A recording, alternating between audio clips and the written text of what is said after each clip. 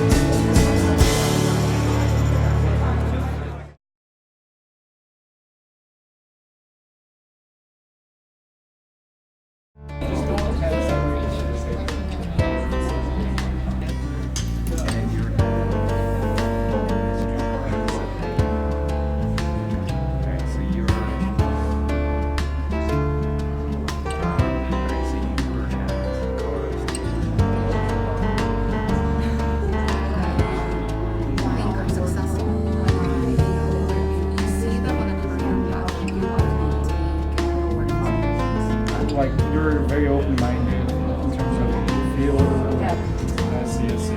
Yeah. Okay. So you're just kind of open-minded.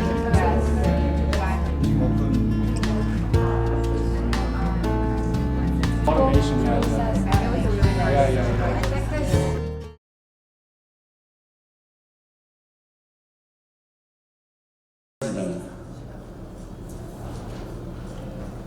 At that time, we introduced our cultural values. As you can see in the bottom of this chart, both Western and Eastern versions. I hope today will be a good opportunities for all of us to to learn and discuss innovative ideas and to get what we want. Thank you very much. Thank you. Greater Dallas Korean American Chamber of Commerce President H.K. Kim. Taking this opportunity, I want to express my sincere appreciation to Korean Chamber staff who has prepared this Smart Biziniss Expo 2019 over the last 10 months. They are all volunteer. The Stella Park, Chuck Lee, Jung Lee, Hoyo Liang, Harrison Park, Daniel Shin, especially Charles Park is our senior advisor. Also, I would like to recognize our collaboration partner, Jeannie Smith from Okta, and Mr. Yoon from Kotra, Myung-hee Park from Korean Association in Dallas. I want to give them a round of applause together.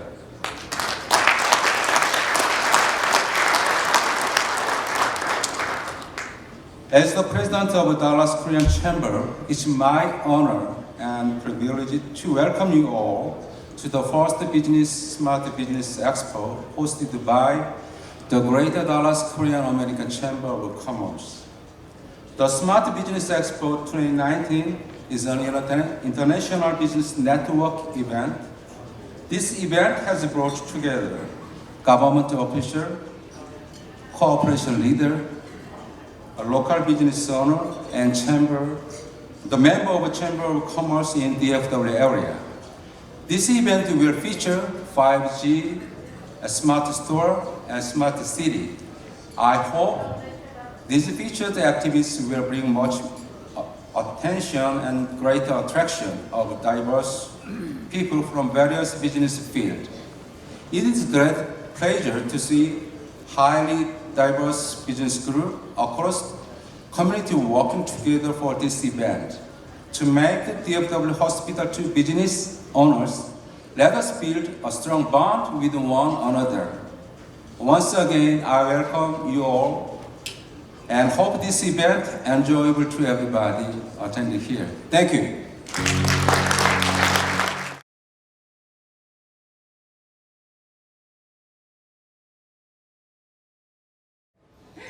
So that is exactly why we are here today. We are all here to figure out together how we can build a safer city and explore the best solution for all communities that we serve. So please welcome our two amazing in-town leaders, Xavier Williams and Chief Renee Hall. So first and foremost, you've now been enrolled for about 2 years now. 2 years, 1 month.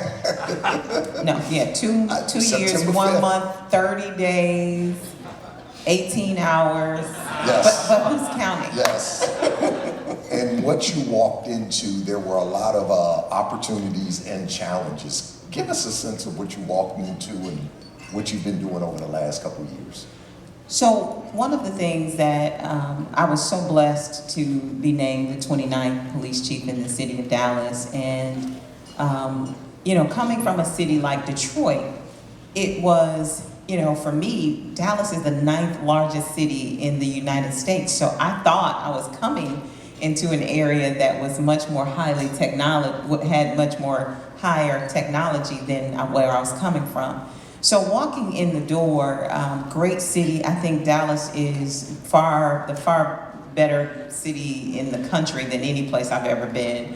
But I was really challenged with the fact that we lacked so much technology, that we were not able to police in a time in the 21st century the way other cities were doing. And we were also experiencing a manpower shortage. We had an exodus of about 400 officers over about a 2.5, 3-year period. Pensions were attacked in the city of Dallas, so officers were experiencing pay decreases as it relates to pension. So there was a lot of challenges. There was morale issues, and so walking in the door, it was a challenge all within itself. But I must say that taking the job, even interviewing for the job, I was up for the challenge. We had experienced many of the same things in the city of Detroit, and we had gotten through them. But it took perseverance, it took maintaining a certain level of integrity for the job, and being focused on you, the people and the businesses in the community. And when you put everyone together, and I also want to thank Stella for those kind words, because what I realize is when you have those collaborative efforts, everything seems to come together. So those were some of the things that I experienced walking in the door. Very good, very good. A lot of business owners here, I do not like using the term small business owner. I grew up the son of an entrepreneur, and it was big business because it fed me. So any business is big business as far as I'm concerned. As business owners, a lot of folks in here are worried about the crime situation in the Dallas area, and especially violent crimes. Give us your perspective of what's going on in that space. Well, as I talk about crime and overall crime in general, there are two people that are here that I want to bring up. The first one is Dr. Kevin Yates. He's with the FBI, and I'm going to bring you to the stage. You're going to have a seat here. So come on. He's with the FBI. He works alongside of the Dallas Police Department with cybersecurity and just making sure that we're safe and they can answer some of those questions, as well as Senior Corporal Chris Lowe. He's in financial crimes with the Dallas Police Department, and he's worked financial crimes for a lot of years.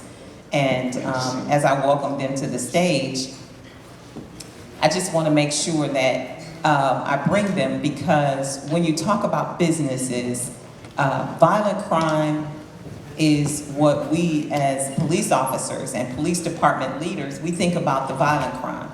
But what always impacts businesses is not always the violent crime. It is property crime. It is those financial crimes that are kind of behind the scenes that have a greater tendency to take out a business more so than the violent crime that surrounds it. Because whether we realize it or not, the violent crime that we deal with is usually centrally located and targeted in certain areas. And once we identify those individuals who are responsible for it, we can take those groups out and remove them from the areas. But it's these financial crimes that they're going to talk about that's going to hurt us, hurt businesses the most. And so when we talk about violent crime, we've seen in 2019 an increase in our violent crime, mostly in our homicide areas. And those don't necessarily affect our businesses. Those are the issues that are between individuals who actually know each other. So we see a lot of, arguments and or small family gatherings that turn violent. And so that's where that comes from. The other piece that we've been challenged with this year is robberies. We've seen a lot of robberies in our business community.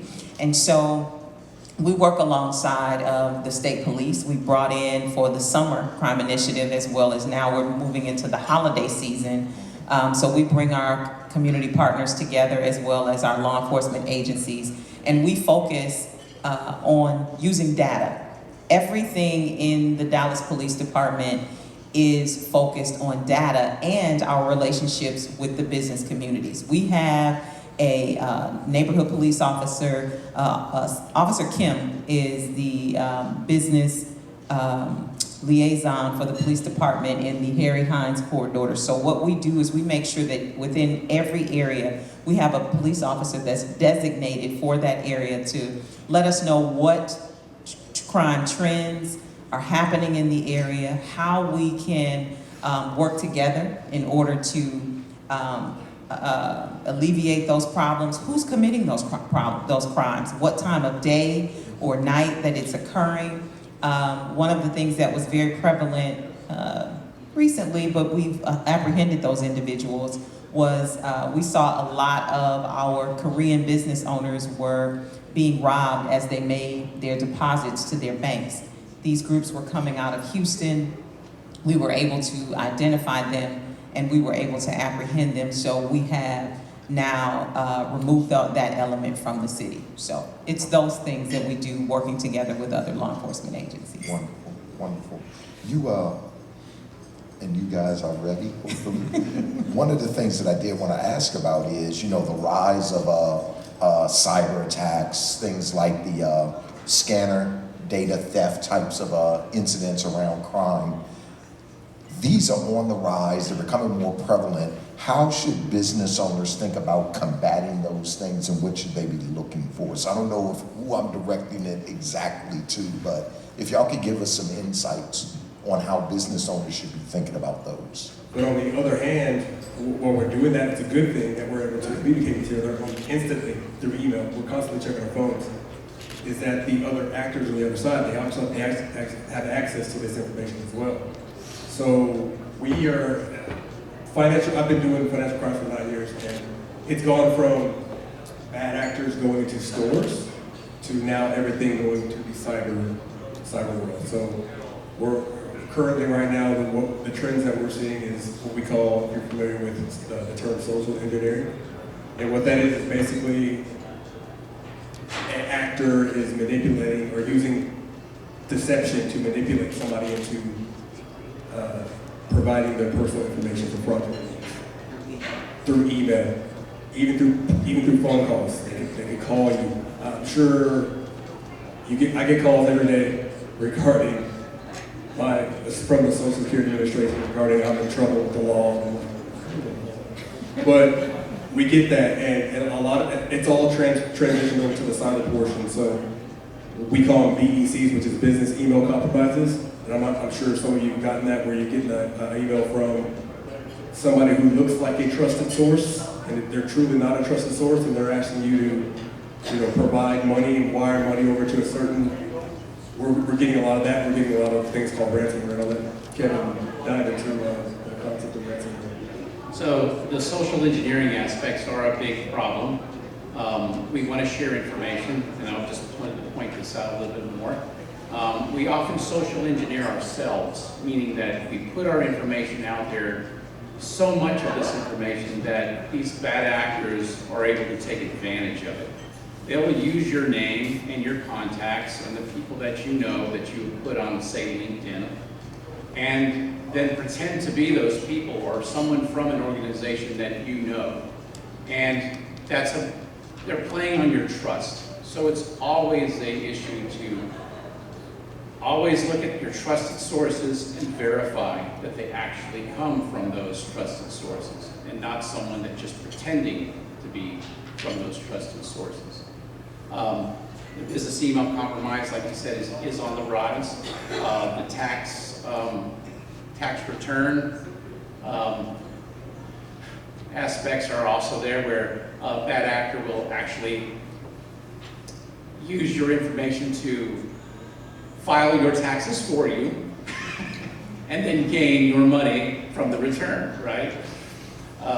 They do that. They do other aspects as well. The ransomware aspect and the malware aspect is when bad software gets on your system, and then they use that bad software to encrypt your entire system and hold you hostage and ask you for money so that you can get your files back. If your business is down because of ransomware, you are basically at their mercy. If you don't have good backups or haven't done the good cybersecurity protocols that you need in place to recover from such an attack, you're probably going to be hurting pretty badly. Your business will be down, you won't be able to do transactions most likely. These are things that you need to look after. And I'm a big advocate of having a risk mitigation plan. having risk mitigation plan in place so that you know when something goes wrong, you at least have something that you can fall back on. A procedure, who you're going to call, when are you going to call law enforcement, when are they going to get involved in this problem that you're experiencing, and how are you going to recover from it.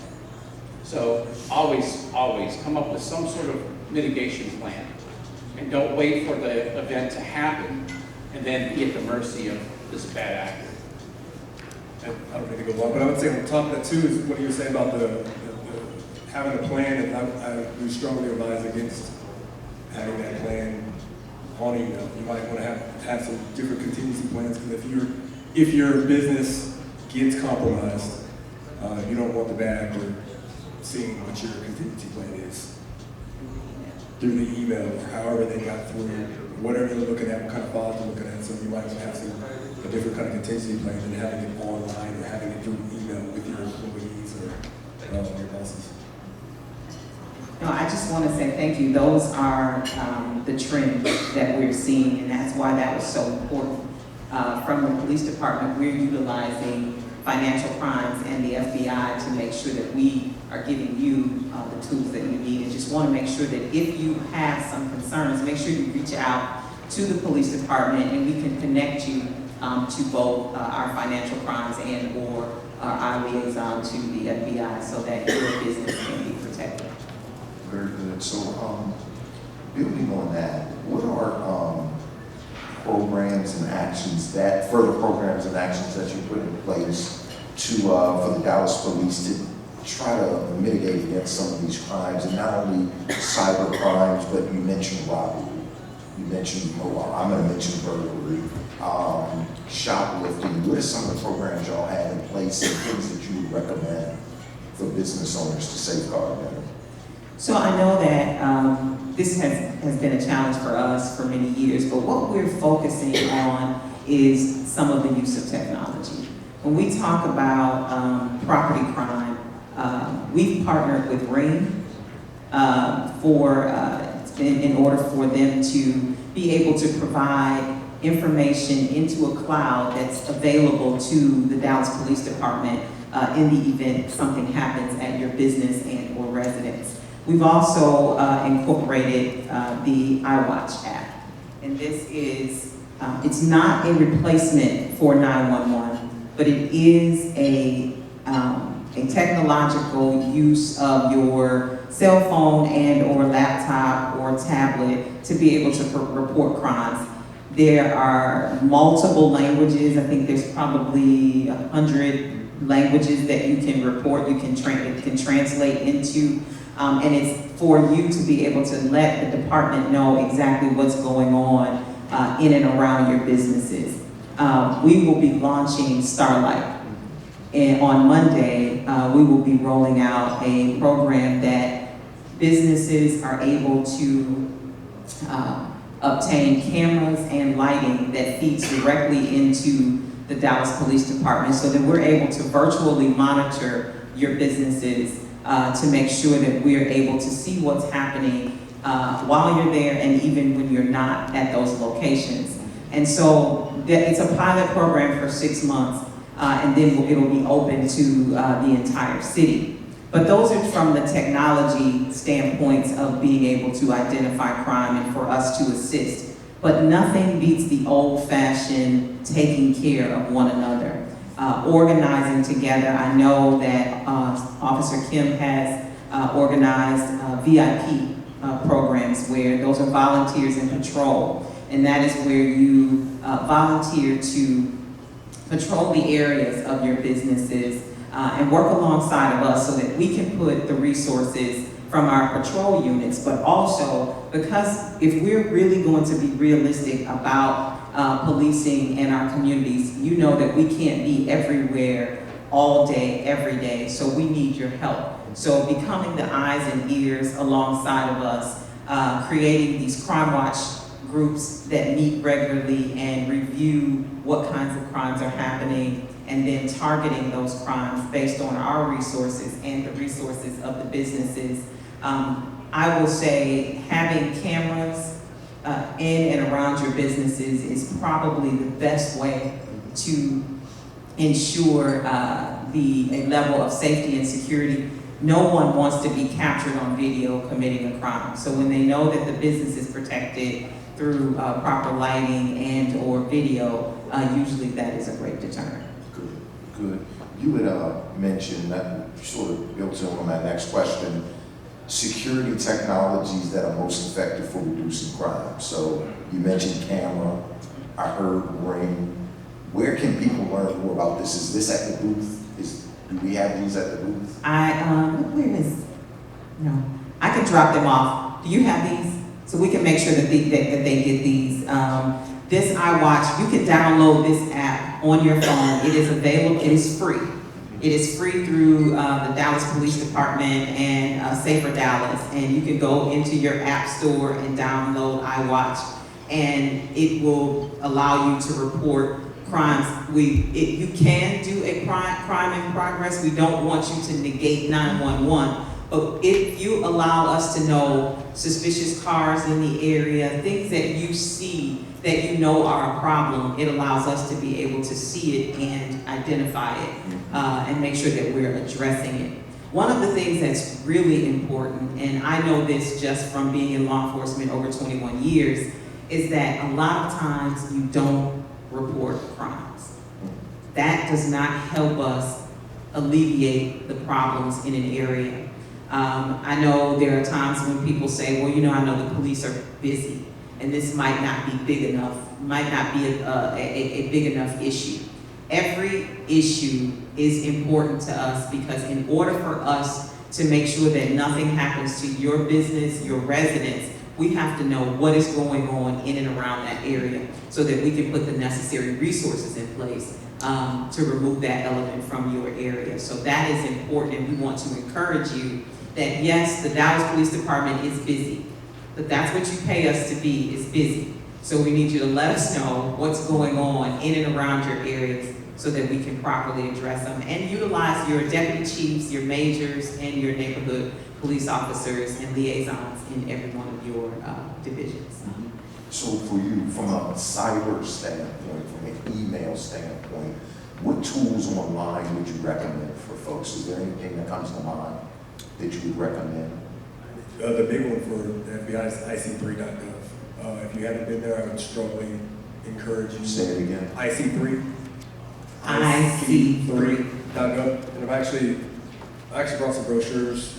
I didn't bring this many, but everything that I brought, you can actually access on IC3.gov. But I'll leave these here today. I would actually go there because for cyber, again, time is of the essence. So if something has happened to your business, please report it as soon as possible. But that's where you can get your training brochures, and you can get information regarding all of this stuff regarding ransomware, scareware, all these terms that you're like, what are you talking about? And it can break it down for you to explain what exactly may or may not be happening to you at any given time. So definitely IC3.gov. And for everybody, one of the things we found is criminals target businesses that they don't feel have IT staffs. Right. And that's one of the reasons that a lot of businesses that you have are being targeted by the cyber criminals. Anything you would add to that? So yes, many smaller businesses and such, as you were alluding to, they're all big businesses in one respect.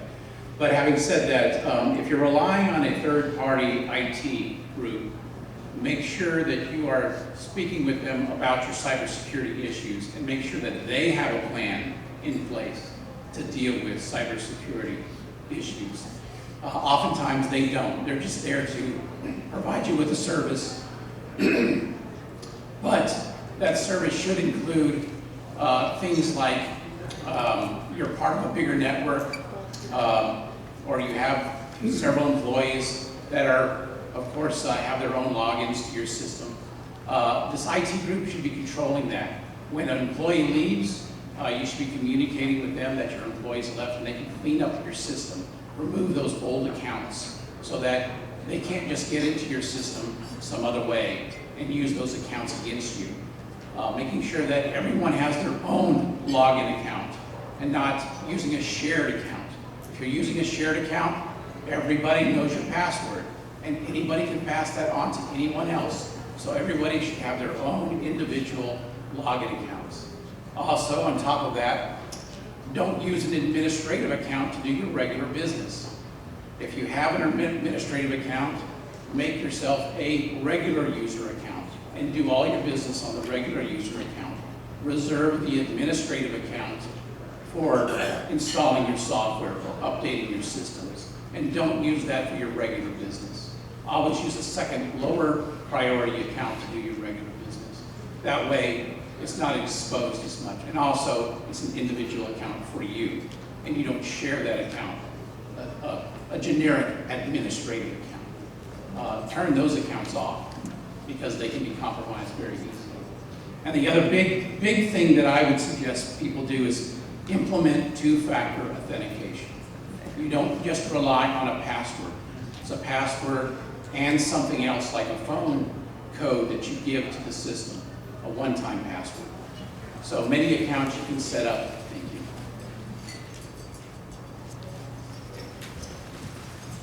Many systems you can set up to use a two-factor authentication system. And so I strongly suggest you do that. It will stop bad guys right in their tracks. For the most part, it stops them from getting in your system, and always use it. Chief Armand, you're going to have to go soon. What am I not asking you that you want to share with this group of constituents? Is there anything coming to mind that you would want to share? I think what's really important is to make sure that you identify the kinds of crimes that your business is having specifically.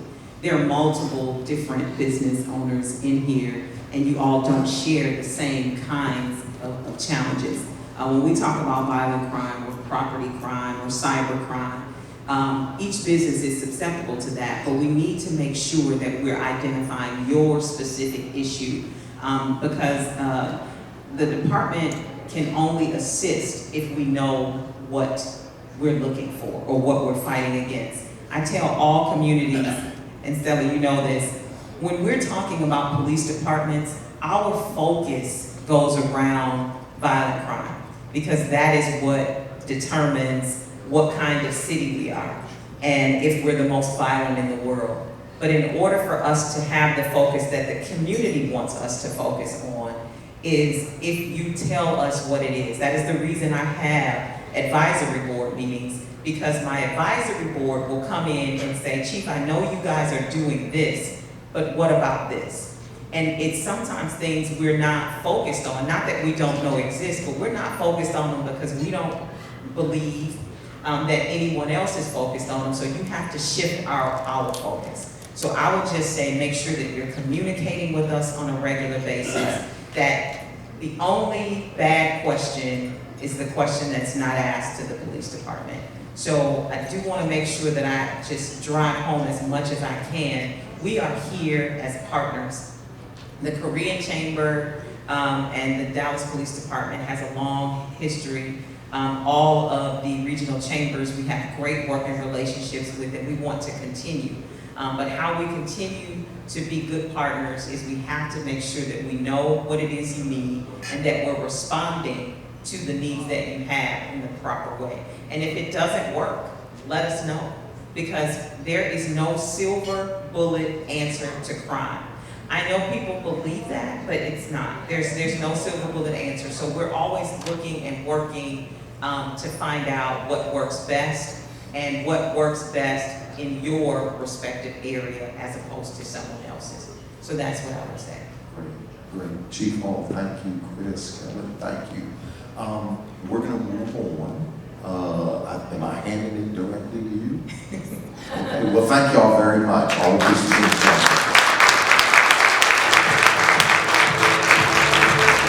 is, what it means for your businesses and for your communities. And then we will also talk through some very specific use cases that are available today and talk about what might change in the future. So is everybody excited and ready to go? All right. So I actually found a quote that was very meaningful to me as I thought about this expo. And the quote reads that every once in a while, a new technology, an old problem, and a big vision come together to drive innovation. And so I really feel like that captures what's going on here today. Because the problems and the opportunities, the things that we do generally don't change over time, but new technologies like 5G can actually help us realize a vision. So we talk about security and safety, and we talk about the driving technology into businesses. 5G is going to be a key part of that. So how many of you guys know how to define 5G? How many of you believe that 5G is just faster speeds from 4G? Okay, so we have some in the audience who agree with that. If I can have you walk away with one thing, and I want you to know that 5G is more than just speed. And if you can sort of be able to articulate that and talk about that, you're probably ahead of 99% of the population. So 5G is a new technology, and it's actually built to be more than speed. So it's actually more so imagine a cellular network becoming more like a wire. When you think about a wire, you don't think about just the bandwidth and the speed, you think about the reliability and the very low latency. So if you could actually bring that into a cellular network, now all of a sudden you have a powerful platform for new use cases. And so 5G was built with a vision to be able to support things like augmented reality, things like IoT, massive sensors driven into businesses to, create insights. And so with that foundation, 5G is very different, and 5G was actually built for business. So we've had a lot of 5G trials, a lot of tests. And I know earlier this year we had a press release about 2 gigabit per second speed, on a smartphone at Cowboy Stadium. Now when you think about that, that's not a consumer use case. How many of you, I don't think of my mother or my wife, needing 2 gigabits per second. So even though we go and advertise and we talk about speed because it gets everyone's attention, do not forget or do not be fooled that 5G is really built for business. So think about your retail locations, think about your, whether you're in the healthcare space or otherwise, having that high speed, but also a more reliable connection, that's going to help you guys be able to serve your customers, more rapidly, more effectively, more reliably in the future. Anything you want to add there? Sure, I think connection is a really interesting word as we talk about building a platform that takes this foundational network and then adds technology on top of it. It's a completely circular reference. Without this robust network, all this technology that we can create and carry in our hands can't be enabled to do what it really can. So now we're talking about a point where this is sufficient enough. This device can run a store. This can do everything you need to do in a store. It can provide content to digital signage when it's a tethered device. It can be a point of sale device that can process a transaction, run a credit card through it in a matter of seconds. It can be used to calculate inventory. It can check in product. It can teach your people how to talk about the shiny new whatever it is that you're selling. This technology is astounding, and when you put these two things together, it all becomes about connecting and making life so much easier. It's also interesting is conversely, these new technologies require a little more diligence than we've expected in the past, right? Building on what Kevin and Christopher talked about, these technologies are great at connecting people, connecting applications, but we have to be mindful of the security aspects that are part of it as well. I'm going to beat the same drum. When your mobile phone says, hey, do you want to turn on thumbprint authentication? Your answer is always yes. You want to create separate accounts for your associates so each person that uses your technology has their own account and audit trail? Your answer is always yes. We talk about the small pain of passwords and signing in versus the massive pain of getting hacked. It's a big part. It's a reality of doing business today. So that's very well said. So now that we've sort of gotten you guys excited about 5G, about technology, I want to take a pivot and say, the world is changing. I think everybody has a smartphone. All of your customers have smartphones. You all have smartphones. And so there's a topic called digital transformation. The way I define digital transformation is really moving from more manual, paper-driven processes to those that are more digital. So the way that you, process transactions, for example, cash. Those are examples where moving to more of a digital, credit cards and device-driven solutions that can really improve your business operations. So I guess one question I have is, how many people still use cassette tapes, or how many people still use dial-up internet, for your home or your business? Actually, my mother-in-law uses dial-up internet, but. So there are people who predict that cash is actually becoming less and less popular. I don't even carry cash around. Normally I have to, when I travel, my wife has to tell me to go get cash because I'm so comfortable either using my phone for transactions or using my credit cards. And so I can tell you that there's a concept called the cashless retail, which is very big trend in large retail operations. There's a lot of benefits to going to reducing the amount of cash coming through your business. First and foremost is security. So not having to bring as much cash moving into your safe and then transport it to the bank on a regular basis. That is a huge safety benefit of reducing the reliance on cash. So by enabling customers to transact in different ways, you get to take advantage of that. And Bill, it's not just simply transporting the cash from your store to the bank. It is the employees that can also indulge in what we used to affectionately call employee profit sharing, right? Less cash on hand is less cash that disappears. And to that point, this is amazing. This device is $10 at Target. When you plug it into a smartphone, within a minute, you can take credit cards. It's that simple. The friction is gone. It used to take days, weeks to get certified and to pull in technology lines and order extra hardware and set up your merchant accounts. Not anymore. Square talks about 1 minute. They're a Samsung partner. We love these guys. 1 minute to connect this. And on top of it, their whole model is making money off of transactions. So they provide a full set of small business software. They have point of sale software that you used to pay thousands of dollars for. It's free. Just use this tool. And that's an amazing, talk about a transformation. Again, taking your mobile device that you already carry, turning it into a cash register in 5 minutes or less. And it's faster. It moves you to cashless on both sides, right? Protecting you from shrink within your stores and from exposure when you're actually transporting the bank. It's a huge opportunity. Yeah, and I'll say one of my personal experiences is just Chick-fil-A, for example. Using tablets for those transactions, by using a cellular network sort of as your connectivity foundation, and then being able to use devices like a tablet as your point of sale solution, it actually gives you a lot of flexibility. So as you have sort of the busy hour during the lunch periods, you can actually test and try different things to be able to serve your customers better. Whereas if you are using sort of legacy or old technologies, which are more your fixed cash registers, that limits you, and that doesn't make you as competitive with your competition. So it's really interesting you talk about this. So we're really into mobile point of sale for 2019 and 2020. We started talking about it in retail, but I do think that hospitality is a much bigger opportunity. So even if you're Chick-fil-A or if you run a diner with servers, taking the tablet to the table and collecting the order right then and there, same to the kitchen.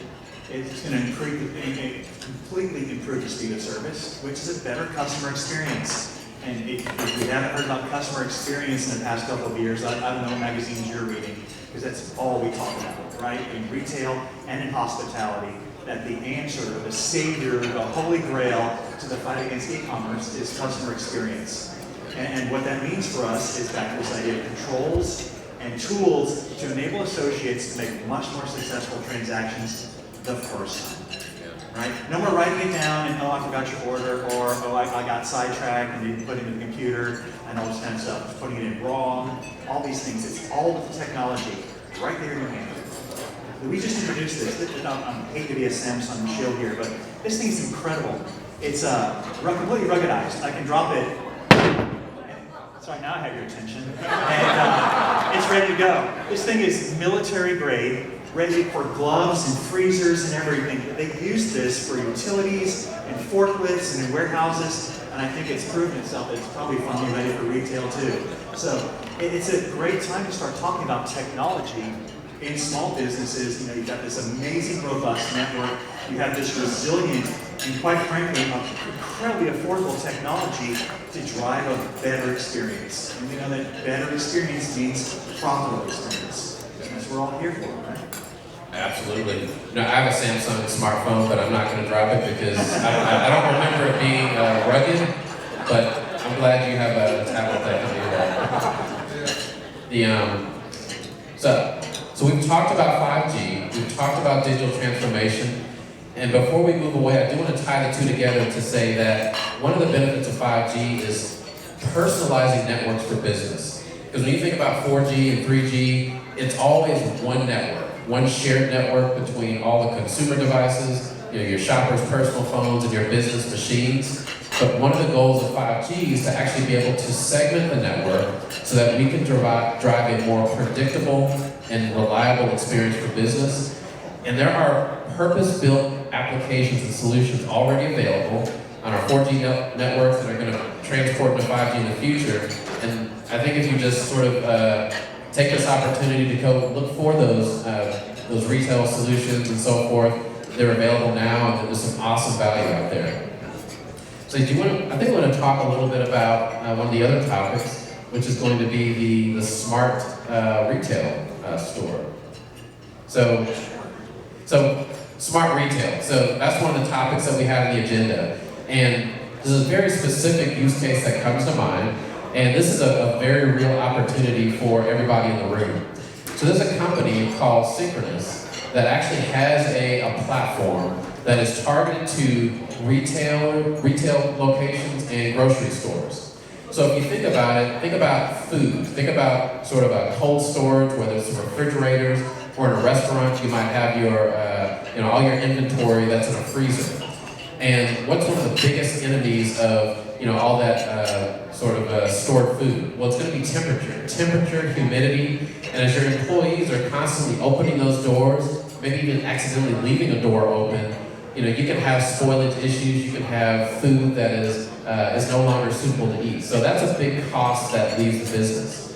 So when we talk about digital transformation, a solution like this, which may only require you to install maybe 3 sensors, a sensor on a door, and maybe some of your coolers, with sort of a smartphone or a tablet-based application, you can then become a very digital store. You can monitor, and you can have sort of a voice or text alerts to tell you when there's a problem.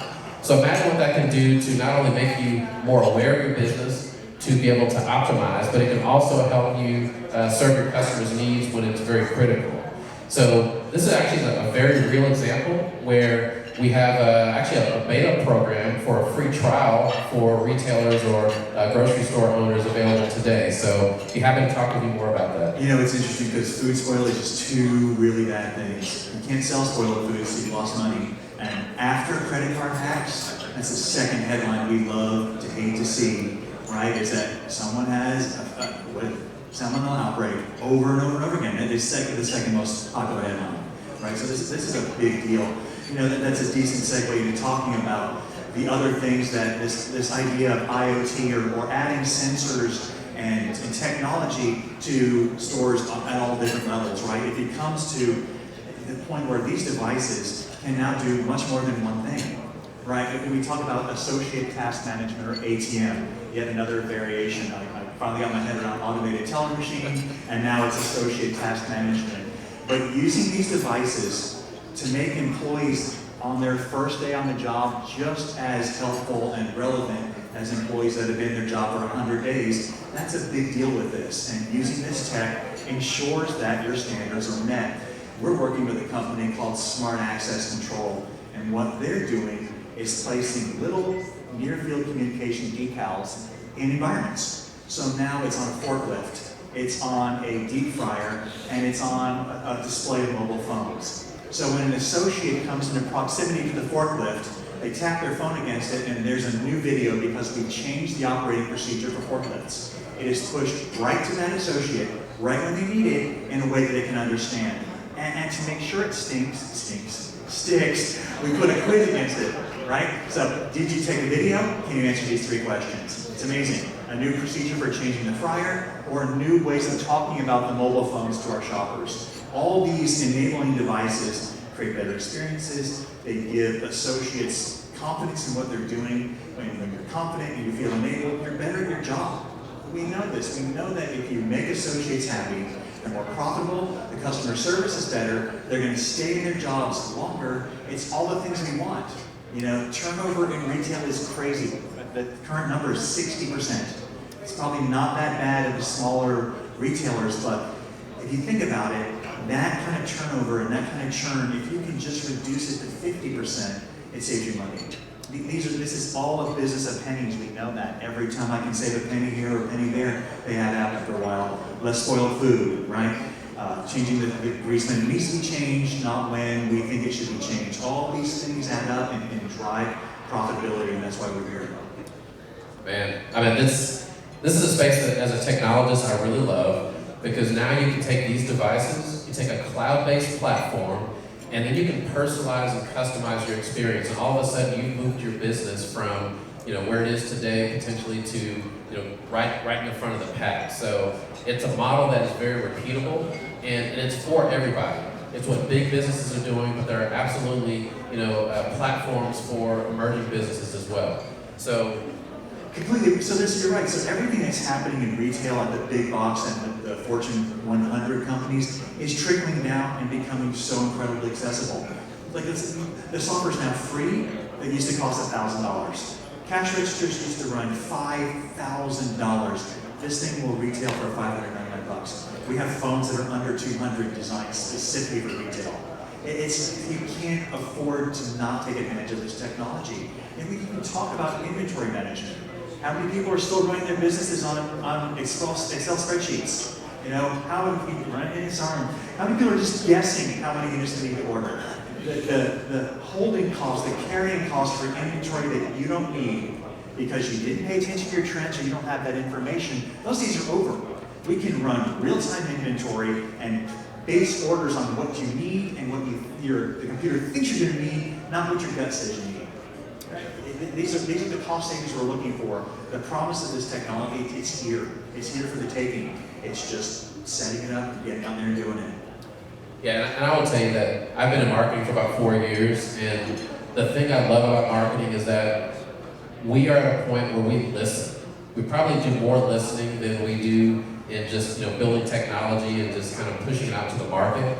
So because the networks give us the ability to, you know, move more rapidly, it's very important for us to be involved in sort of settings like this to be able to understand what the needs are from a safety, security, technology enablement perspective, and then work with our partners like a Samsung to go and make sure that we bring in other partners to build these solutions. So this is sort of a great opportunity to sort of be at the ground level there. So before we move to smart cities, because that's sort of our last topic, I want to talk about one more fun use case that I really love, and it's a use case called video intelligence. So the concept is that most businesses have a surveillance camera system, and so whether it's 1, 2 cameras, 10, 20 cameras, you know, all that video traffic is generally going to sort of a centralized, you know, portal where it can be viewed locally. And so that video can also be used sort of as a sensor itself. So let's say that there are, you know, problems and things that you want to understand about your business, about like maybe how much foot traffic is coming in per day.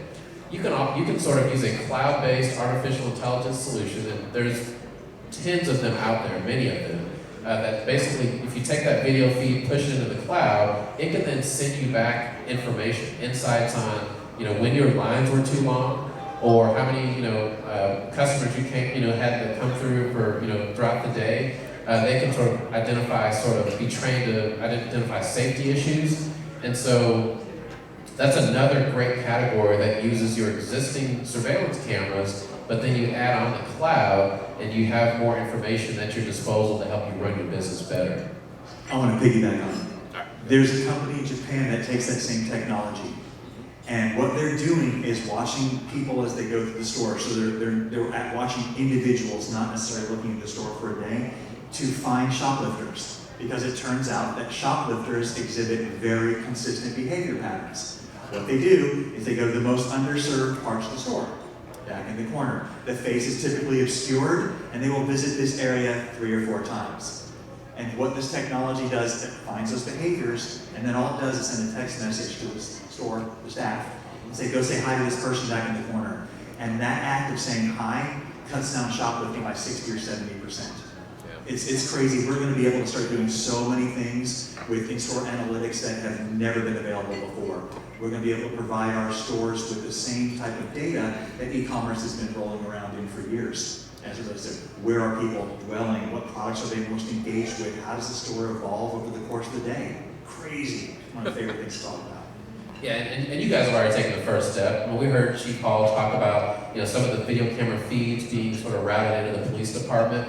But at some point, it becomes very difficult for a human to monitor all those different feeds. Does anybody know the definition of a smart city? So there's no official definition, but it's really using Internet of Things to further for further benefit of the citizens of a community. And so a citizen can be defined as an individual resident or a business. And it's really a great example of a public-private partnership in, sort of layering in technology to improve, for improvement. And so things like, the traffic management. We talked about smart lighting by making sure that, we have intelligent lighting systems that come on, when people are maybe out walking their dogs at night. Pollution, being able to have sensors that, measure smog and be able to take corrective action over time. So essentially my rule is if you measure what matters. And so from whatever the strategic goal is of a city, that we're building together to try to serve the citizens, being able to, leverage, sensors and, basically connecting more things and basically positioning that information to be useful, that is really the foundation of a smart city strategy. So what's really interesting talking about this again comes down to the framework and having that connectivity. So has anyone been to San Antonio in the past year or so? So they've got, thank you, one person. You should go to San Antonio, it's super charming. They have a smart city kiosk program, and it's exactly what you're talking about. So by building this level of connectivity and enabling all these Internet of Things devices, you've got these kiosks now that tell transit. Right, so you can tell the next bus is going to be here in X. We all know that ride sharing in cities is a nightmare because GPS is off. So these smart kiosks act as beacons to tell your Uber driver exactly where you are. You can plug in if you are hearing or visually impaired. You can call 911. You can play tic-tac-toe. You can take a selfie, and you can get a map of the coolest restaurant. All because it's enabled with this connectivity. Out of one device. It's crazy. And you talk about the partnership, the way they pay for this is with advertising. Like so many other people. These things aren't cheap as you can imagine, churning up a sidewalk in downtown San Antonio, not necessarily a cheap endeavor, but the advertising covers it, and now you've got this great service for people. And even talk about Wi-Fi access, right? So they have an access point, and it's phenomenal. It's going to be everywhere. Yeah, and just to tag on to that, traffic flow, being able to get people from point A to point B. So we have our state fair, for example, being able to make sure that people can get parked and get access into the festival, and then be able to have transactions and have good experiences. And I know in my life, time is probably the thing that I wish I had more of. And so if you can tell me that you can save me 10 minutes more time where I'm not sitting on, in rush hour, or if you can get me into, the event so that I can start having fun sooner, that's something that I would pay for, and that's a big differentiator that really separates one city or one community from the next. Completely agree. So Stella, do you want me to keep talking? Because I can talk for a long time. Okay, so we're actually going to open this up for question and opinion. And so if anybody in the audience has questions. I do have a question. That Okay. for 5G to work, you have to have an antenna all over. The environment prepare for that? Or how is the situation now in the state? Okay, thank you for that question. So the gentleman's question was, for 5G, we have to have antennas all over. Is that something, how is that going to work? Are we ready for that? So there is so how many of you guys have heard that 5G doesn't travel very far? And that you're gonna have to have millions of antennas everywhere, and it's gonna be very difficult for cities to support. So I think that is the industry has sort of led you to that conclusion. 5G is just like any other technology, like 4G, like 3G. It will work across many different frequencies. So 5G will, so in rural areas, you will have, tall cell towers, and you'll have, one every 2 or 3 miles, just like you do with 4G. And so 5G is gonna operate on all this frequencies that 4G works on. So you're gonna have sort of different frequencies doing different things. So the lower band frequency, and the way I describe it is, a car stereo.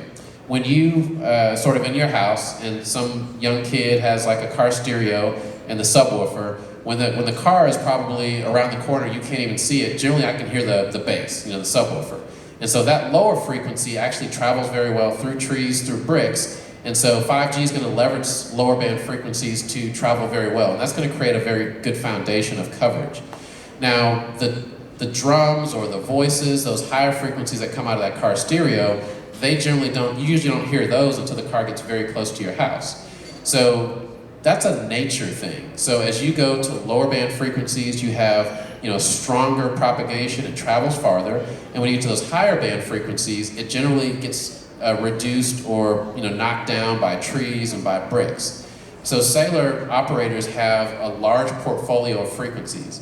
Now 5G has new spectrum that's very, very high frequency. And that's where you get those gigabit per second speeds. And so the notion or the thing that you hear in the media is that, those very high speeds that give you, the high frequencies that give you those great speeds don't travel very far. And that is absolutely true. But when an operator rolls out 5G, you're going to see low frequencies, medium frequencies, and high frequencies all working together. And where those very high frequencies that give you that great speed are deployed, that's going to be at the operator's discretion. So I would expect to see those frequencies deployed very heavily in urban environments because that's where you have a lot of people. That's where having the better average experience is going to have the most impact for users. And so there are efforts to work with cities from a zoning perspective to make sure that we are able to get the number of antennas deployed to meet those needs. And so that's very important. We have a microphone in the back, so if you raise your hand, we can give you a microphone to ask a question. 그리고 혹시 한국말이 더 편하시면 한국말로 질문해 주시면 제가 통역을 해서 대답은 영어로 하지만 한국말로 여쭤보실 수 있습니다. Any other questions in Korean or English? Hi. So for the smart city, it'd be great to those who knows how to use the technology. But it's not so great for those who do not know how to use technology or who do not have access to internet, for example. So do you have any idea to make this service more equitable to everyone?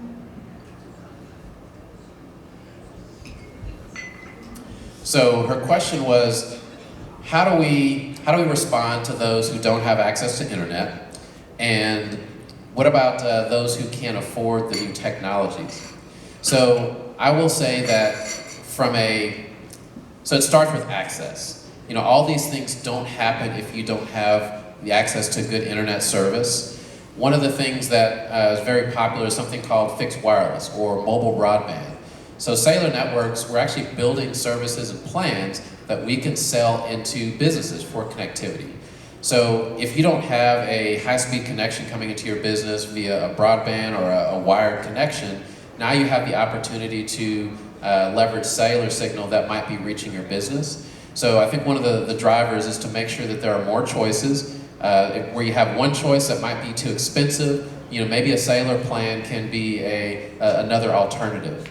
And as far as the solutions themselves, I think the one that we referenced, the synchronous, is actually targeted towards smaller businesses. I won't say small business, and it's very simple because the cooler example that I gave, it's really a package of 3 sensors, a little router, and then it's all leveraged as a cellular network in the cloud to make a very small package that's very powerful for businesses. So I think we have to help connect our businesses and guide you to the solutions that are a good fit.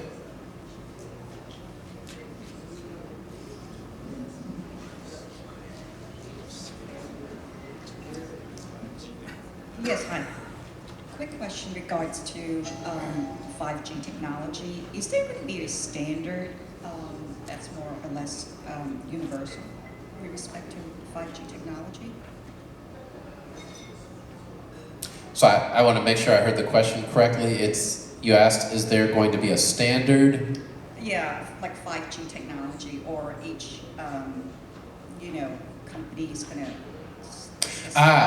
Okay. So will each company, will each operator sort of use the same standard, or will there be sort of fragmentation or separate standards per operator? Correct. So there's actually a global consortium or standards body called 3GPP that has actually been behind the publishing of 1G, 2G, 3G, 4G, and 5G.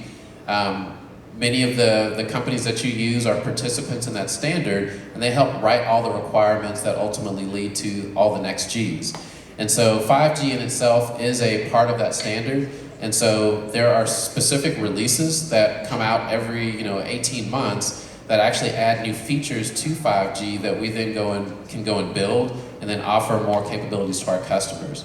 So yes, the United States sort of uses that standard, and you will see sort of some consistency and interoperability eventually across the globe.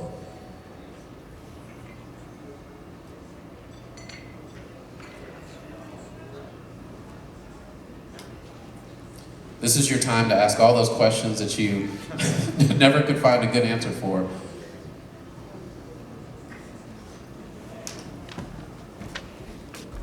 Hello, so this is in regards to big and small businesses. So I'm pretty sure you guys heard about real-time payments and especially FedNow. In regards to that, I just wanted your guys' opinion on how quickly that will become mainstream, and how 5G will play a part in that, if any. We heard real time and then. Yeah, real-time payment. Real-time payments. Yes. So as in, I swipe the card and it's immediately transferred over? Yeah, so for example, if you make a deposit, or if a customer pays you, then you gotta wait a certain time period to have that transaction go through fully. So yeah, just wanted your opinion on So it. I haven't heard a whole lot about it. I know that the bulk of that comes from the actual bank, not the Right. technology leading up to it. Okay. But as things progress and the information becomes more reliable and more readily available, it will, it's shorter now, right? What is it, a day, 2 days now at the most to get the payment across? So I haven't heard anything. I will definitely keep my ear to the ground, but we're hearing, what we're hearing is removing friction from payment altogether. So right now there are 3 technologies that people use to pay with credit cards, right? You swipe the card, you can dip it, or you can tap it. Right? There are 100 million tap credit cards being issued by payment processors this Christmas. 100 million in the US to start the adoption of tap technology. So specifically in the United States, we know that PIN is only used in debit. We're going to see less and less and less of that. We're going to start seeing more and more of these frictionless payments, contactless. That's definitely something we're going to see. They're piloting it in Canada right now. It's probably 2 years, 2-3 years at US, we're much more regulated and much more controlling about it, but I seriously haven't heard anything about transferring it over instantly. Okay. Thank you. Sure. But I like it. 네, 저는 영어가 서툴러서 한국말로 이렇게 먼저 질문을 하고 영어로 이렇게 해볼 테니까 좀 도와주실 분 좀 부탁드리겠습니다. 제가 정의하는 5G는 연결성에 대한 세계라고 생각합니다. 쉽게 말하면은 세계와 개인과 기업, 그리고 개인과 기관 그런들이 이제 5G를 통해서 이제 초연결이 된다고 하는데 그런 연결성 사회가 되면은 그와 동시에 대두되는 문제가 프라이버시에 대한 문제고 또한 기업 간에는 이제 보안적인 시큐리티나 그런 부분에 대한 문제가 있을 것입니다. 또한 그 5G 통신이 많은 것들을 이렇게 지배하게 되면은 만약에 통신이 두절되게 된다면은 그런 5G에 대해서 굉장히 통신에 대한 예를 들어서 자율주행 같은 경우도 그런 부분들이 끊어지게 되면은 굉장히 심각한 사회 문제가 야기될 거라고 생각이 되는데 그런 부분에 대해서 어떻게 해결할 방식을 가지고 계신지.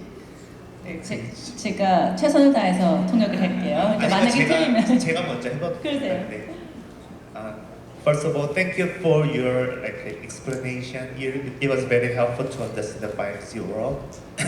And my definition of a 5G is like the society of the connectivity between the individual to corporate to organizations. But when we reach to the world of the connectivity, and then I think the security and the security problem and privacy problem will occur. So I'm just wondering how you guys are figure out to settle this kind of problem down. Also, one more. And then when you reach to the 5G, for example,